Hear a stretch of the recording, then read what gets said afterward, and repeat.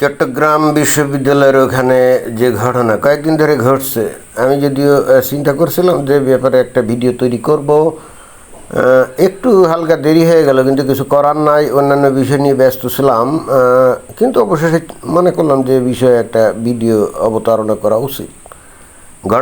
ঘটনা আছে যে চট্টগ্রাম বিশ্ববিদ্যালয়ের যে পোলাপাইন, তাদের সাথে ওই যে চট্টগ্রাম বিশ্ববিদ্যালয়ের পাশে যে গ্রাম আছে ওই গ্রামবাসীদের মধ্যে সংঘর্ষ, এবং গ্রামবাসীরা একেবারে পিটিয়ে একেবারে কুপিয়ে জখম করে দিচ্ছে ছাত্রদেরকে। অবশ্যই দুঃখজনক ব্যাপার, এতে কিন্তু কোনো সন্দেহ নাই যে ছাত্ররা একদিন গোটা বাংলাদেশ চালাবে, বাংলাদেশের যারা মেইন স্ট্রিমের দেশ চালক হবে, যে ছাত্রদের উপরে আমরা অনেক ভরসা করি, তো তারা এভাবে গ্রামবাসী কর্তৃক নির্যাতনের শিকার হবে, মারপিট এবং একই সঙ্গে কোপাকুপির শিকার হবে। এটা তো কোনোভাবেই মেনে নেওয়া যায় না।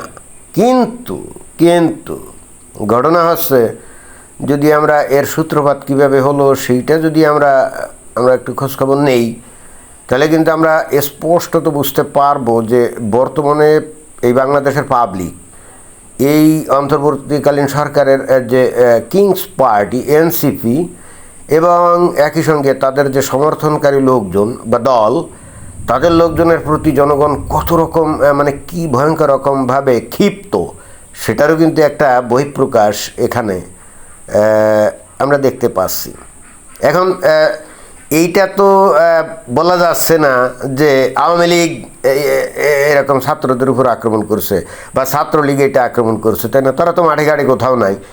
যদিও কিন্তু আশ্চর্যজনকভাবে খেয়াল করলাম যে কিছু কিছু লোক বলার চেষ্টা করছে যে গ্রামবাসীদের মধ্যে কিছু কিছু লোকজন নাকি মাথা হেলমেট দিয়ে এই আক্রমণ চালিয়েছে, যারা নাকি ছাত্রলীগের লোক, এরকম বলার চেষ্টা করছে। কিন্তু তাদের বক্তব্য ধোপে টিকছে না। যেমনটা ধোপে টেকে নাই জাতীয় পার্টির অফিস ভাঙচুর এবং দখল করার জন্যে নুরুল হক নূর যখন তার দলবল নিয়ে গেল, তখন মিলিটারি কর্তৃক ব্যাপক মারপিটের শিকার হয়ে এখন আহত হয়ে হাসপাতালে আছে, তাই না? তো এইটাকে তো কোনোভাবেই বলা যাচ্ছে না যে আওয়ামী লীগ এই কাজ করছে বা জাতীয় পার্টি এই কাজ করছে। কারণ এখন আমরা ইন্টারনেটের যুগে বসবাস করি, ইনফরমেশন টেকনোলজির যুগে বসবাস করি। যে কেউই মোবাইল ফোন দিয়ে একেবারে সচিত্র সেই ভিডিও ধরে রাখে, এবং সেখানে তো স্পষ্ট দেখা যাচ্ছে সেনাবাহিনীর লোকই মারপিট করছে, তাই না? এখন তো বলার কায়দা নেই যে জাতীয় পার্টির লোক এটা করছে, যদিও এখানেও কিন্তু প্রথমে ওই জাতীয় পার্টিকে দোষ দেওয়ার চেষ্টা হয়েছিল, কিন্তু এগুলো ধোপে টিকছে না।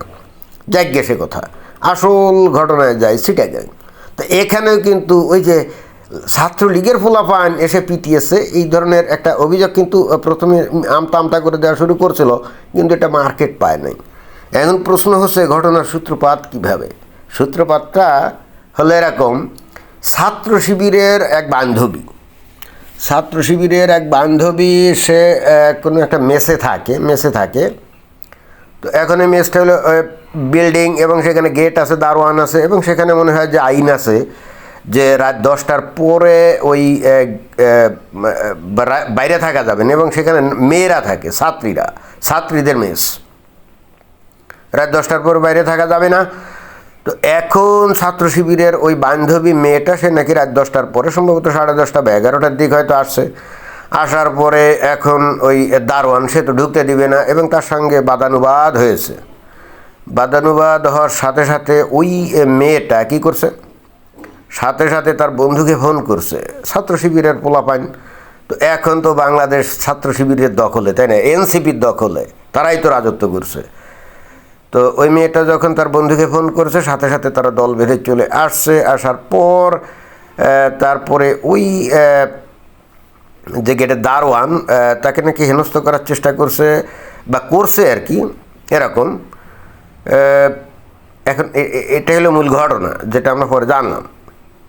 তো এটা তো অবশ্য ঠিক কথা। এখন জামাত শিবিরের দেশ, এখন শিবিরের দেশ, এনসিপির দেশ, তাদের বান্ধবীরা মন চাইলে রাত 10টায় ফিরবে, মন চায় রাত 1টায় ফিরবে, মন চায় রাত 2টায় ফিরবে। এখানে সামান্য এক দারোয়ান সে বাধা দিবে, এত বড় দুঃসাহস? কথা কিন্তু এরকম।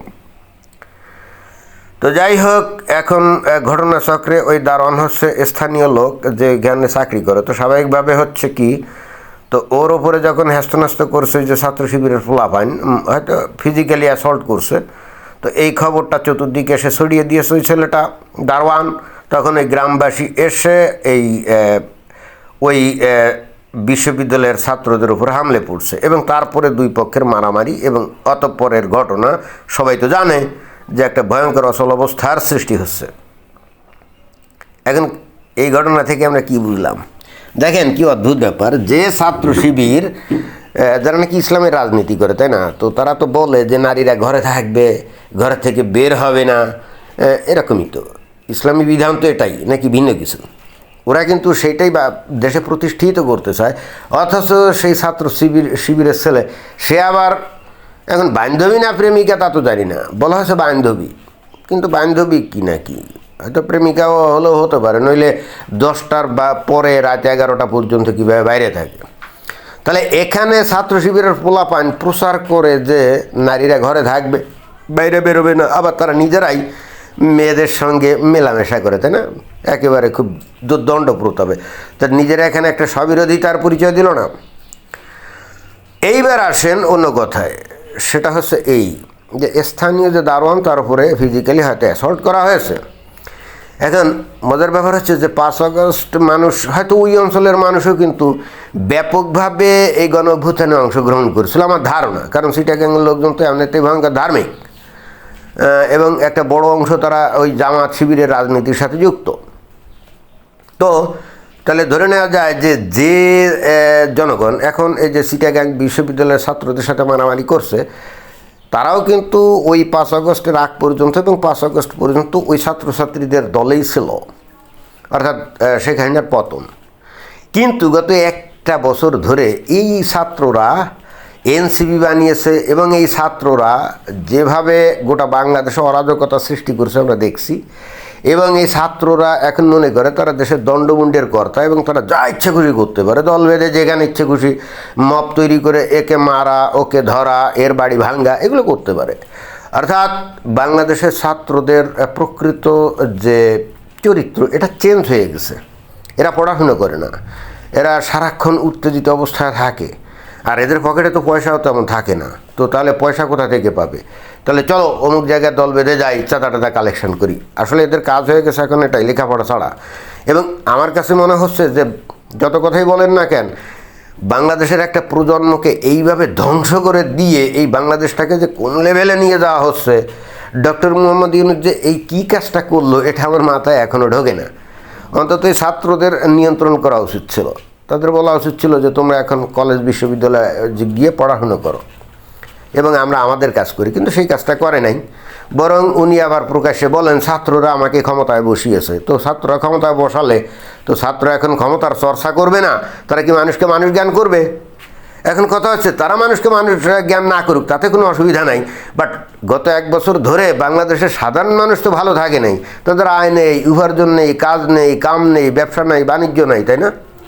অর্থনৈতিক অবস্থা ধসে পড়ার মতো অবস্থা। আর এই চিটাগাংয়ের ওই অঞ্চলের লোকজন, ওদের তো ব্যবসা বাণিজ্য এইগুলোর উপরেই বেশি নির্ভর করে, ওদের জীবন জীবিকা তো ওই কৃষিকাজের উপরে নির্ভর করে না। ফলে হচ্ছে ওরাই সবচাইতে বেশি কিন্তু এই বর্তমান পরিস্থিতির শিকার, ওদের জীবনযাত্রাই সবচাইতে বেশি ক্ষতিগ্রস্ত হচ্ছে। অতএব মনে মনে তারা কিন্তু ভয়ঙ্কর ক্ষুব্ধ এই সরকারের প্রতি, এবং এই সরকারের যে নেপথ্যের যে ছাত্ররা বা ছাত্র ওই শিবির বা এনসিপি, এদের ব্যাপারে তাদের ভয়ঙ্কর রকমভাবে মানে মনের মধ্যে কিন্তু একটা বিক্ষুব্ধ ভাব কিন্তু রয়ে গেছে, যেটার নাকি তারা বহিঃপ্রকাশ ঘটাতে পারছিল না।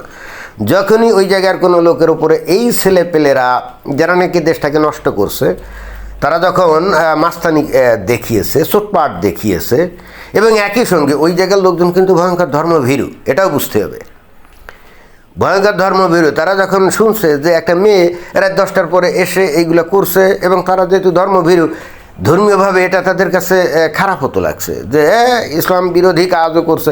মানে একসঙ্গে কয়েকটা ধ্যান ধারণা, কয়েকটা বিষয় কিন্তু এখানে জড়িয়ে গেছে, যে একটা মেয়ে, এবং নিশ্চিতভাবেই ধরে নিয়েছে ওই মেয়েটা নষ্টা, কারণ 10টার পরে মেয়ে বাইরে থেকে আসে, তাই না? এবং সেই সাথে স্থানীয় লোককে পিটিয়েছে, তারপরে স্থানীয় লোকজনরা গত 1 বছর ধরে খারাপ অবস্থায় আছে, কোনো মতে দিন হয়তো চলে, ব্যাস এটারই বহিঃপ্রকাশ। এই বর্তমান অন্তর্বর্তীকালীন সরকারের প্রতি যে ভয়ঙ্কর রকমভাবে মানুষ ভিতর ক্ষেপে আছে, এই চিটাগাংয়ের ঘটনা কিন্তু তারই বহিঃপ্রকাশ। আমার কাছে কিন্তু এটাই মনে হয়েছে। তো এটাই ছিল বক্তব্য। ধন্যবাদ।